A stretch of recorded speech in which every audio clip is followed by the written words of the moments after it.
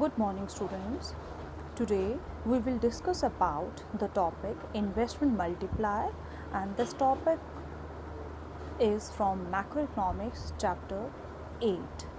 Students, this whole unit consists of 12 marks in your 12th class exams, and start with the topic investment multiplier.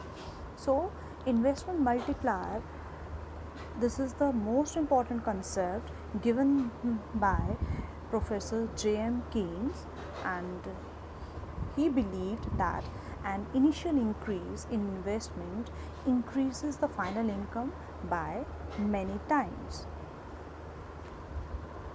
So, if we are talking about the introduction of this topic, so the concept of multiplier was first developed by F.A. Kahn.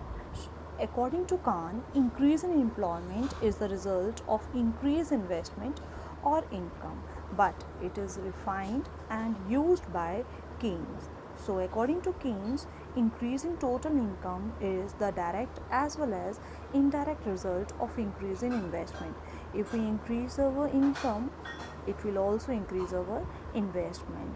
So Kahn's multiplier was known as the employment multiplier, but Keynes multiplier is known as the investment multiplier, which is the base of the chapter. Now, according to the meaning of the multiplier, so investment multiplier refers to the total change in income due to initial change in investment. It means once investment changes, due to that income changes many times. So the ratio of change in total income to change in initial investment. So we can say that multiplier is the ratio of increase in national income due to an increase in investment, and it is denoted by K. Investment multiplier is denoted by K. So the formula for calculating the investment multiplier is K.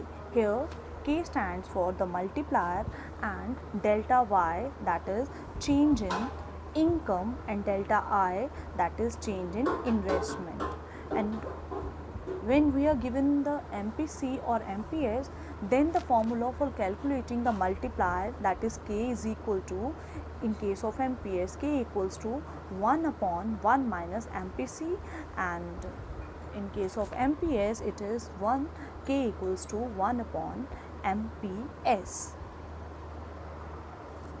Now the process of multiplier, that how the multiplier works, and it increase, that if we increase initial increase in investment, it will increase our income. For example, if our investment increases from 4,000, our income also increases by many times.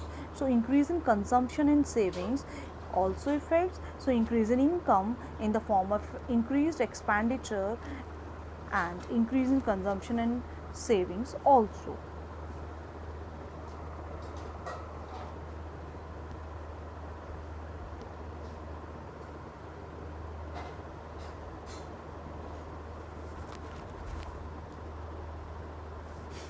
So this is the working of the multiplier. So in the first step, we increase initial increase of 1000 changes our income also to 1000, then our change is 500, change in consumption, that is the expenditure, and our savings also changes, that is the 500. So in the second step, whenever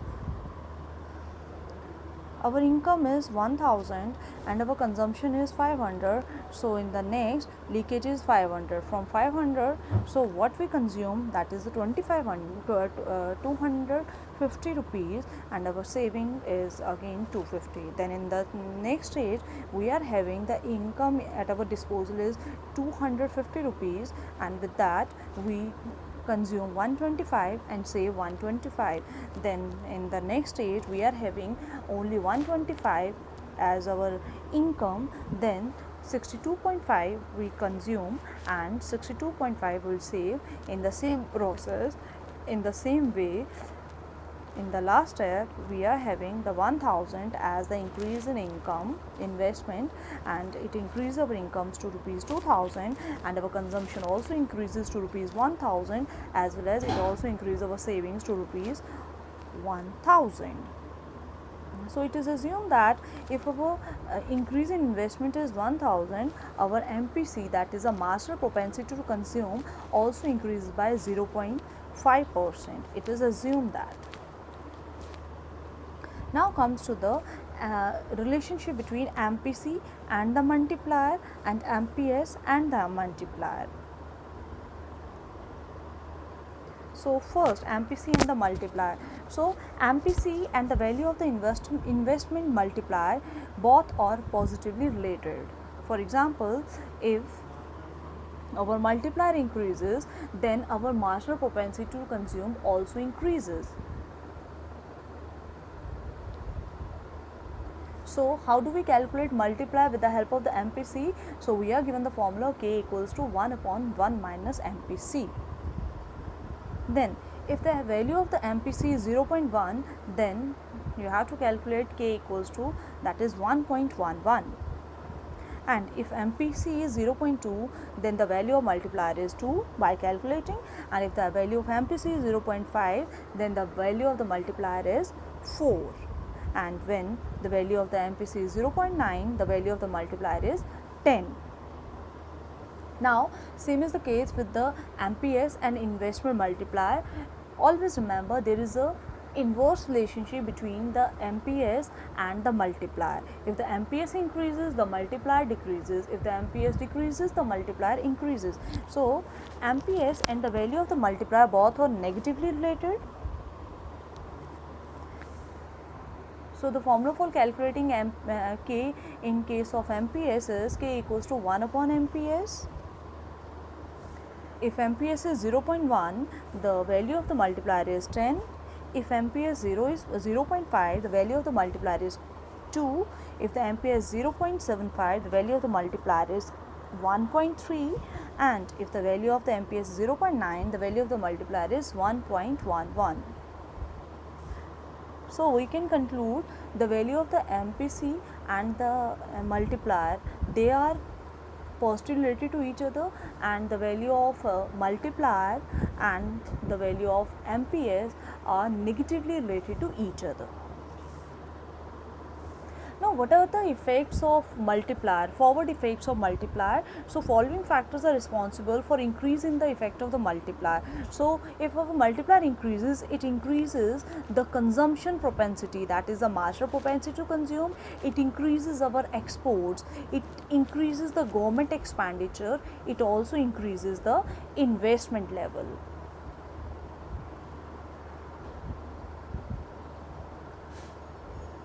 Now we can graphically show the increased effect of the multiplier.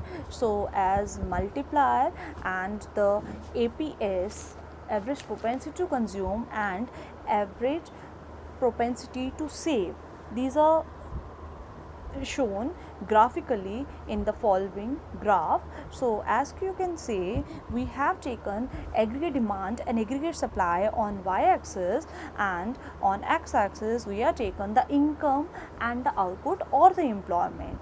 So our aggregate supply is always on the rise, that is 45 degree, and the equilibrium level, that is the AD, is at point E. But when our multiplier increases, it also increases our aggregate demand. So our next multiplier, our next equilibrium point is the B, that is at AD1, and third is AD2. In the same case, we are getting the three equilibrium point, that is at point A, at point B, and at point C. So you can also take a look from the graph that as the multiplier increases, the value of MPC or the value of APC also increases. Now the backward effect of the multiplier, that is backward effect, that is the negative impact, and where the multiplier shows the negative impact, it shows the negative impact on the master propensity to save. So following factors are responsible for slowing down the effect of the multiplier on savings, that is the corporate savings, or you can say the individual savings. On imports, it also shows the negative impact, accumulation of cash reserves, debt repayment, and the taxes. So these are the factors where the multiplier shows the negative impact. So it can also be shown with the help of the graph and the table.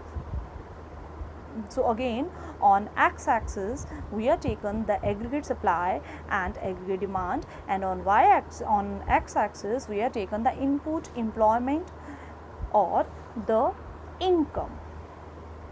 So aggregate supply curve as it is, that is the AS, that is keep on rising, and our AD, that is the aggregate demand curve, is AD1, that is shown by a red line, and here the equilibrium point is A, and second one is the AD1, the equilibrium point is B, and the third one is AD2 and the equilibrium point is C. So from the figure you can analyze that there is a backward shift in the equilibrium level. First of all, we are on A point, then B, then C. So we are on leftward shift. There is leftward shift in the equilibrium level, and it shows the negative impact of the multiplier as compared to the MPC.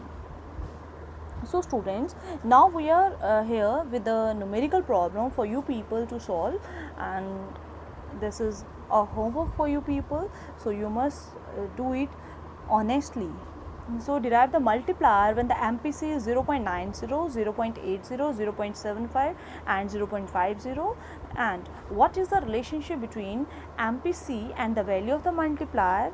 And the next is use the multiplier values found in A to establish what effect a ₹20 decrease in autonomous spending has upon equilibrium income. So do it honestly, no need to check out the answers. I am also here for helping you people. So thank you so much. Thank you, students.